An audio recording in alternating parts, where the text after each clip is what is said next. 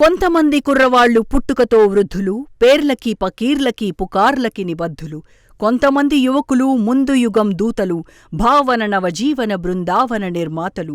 బానిస పంథాలను తల వంచి అనుకరించరు, పోనీయని అన్యాయపు పోకడలను సహించరు. ఈ 2 వాక్యాల్లో 2 రకాల వెర్షన్లు మనకు కనిపిస్తాయి.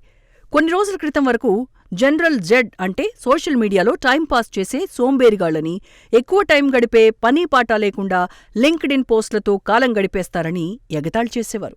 కాని ఇప్పుడు అదే తరం నేపాల్ వీధుల్లోకి వచ్చి ఒక దేశ రాజకీయ దిశనే మార్చేస్తోంది.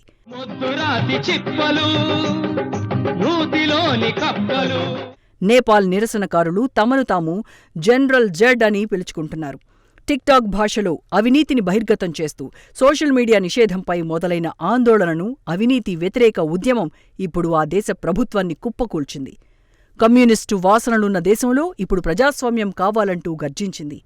ఇది ప్రపంచంలోనే మొదటి జెన్ జీ నిరసనగా చరిత్రలో నిలుస్తుంది. అసలు జనరల్ జెడ్ ఎవరనేగా మీ డౌట్? 1997 నుంచి 2012 మధ్య జన్మించిన వారే జెన్ జీ. వీరిని డిజిటల్ నేటివ్స్ అని పిలుస్తారు. వీరు చిన్నప్పట్నుంచే స్మార్ట్ ఫోన్లు, ఇంటర్నెట్ జీవితంగా బతికారు. ఎక్కువ స్క్రీన్ టైం వల్ల ఈ తరం చాలా ఎక్కువ సమాచారాన్ని తెలుసుకుంటుంది. కొన్నిసార్లు ఒత్తిడికి గురవుతుంది. కానీ అదే సమయంలో సామాజిక అవగాహన వారిలో ఎక్కువగా ఉంటుంది.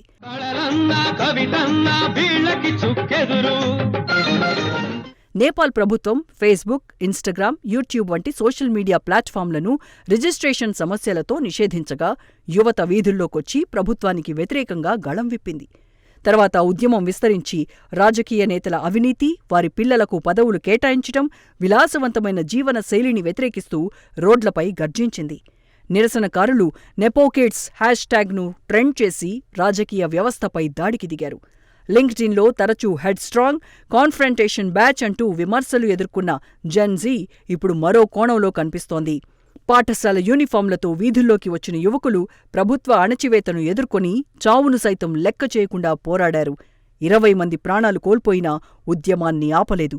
మొన్నటి వరకు అవహేళనకు గురైన తరం ఇప్పుడు ప్రజాస్వామ్యానికి రక్షకులమంటూ వీధుల్లో పోరాటం చేసింది. నేపాల్ నిరసనలతో జెన్ జీకి ఒక కొత్త ఇమేజ్ దక్కింది.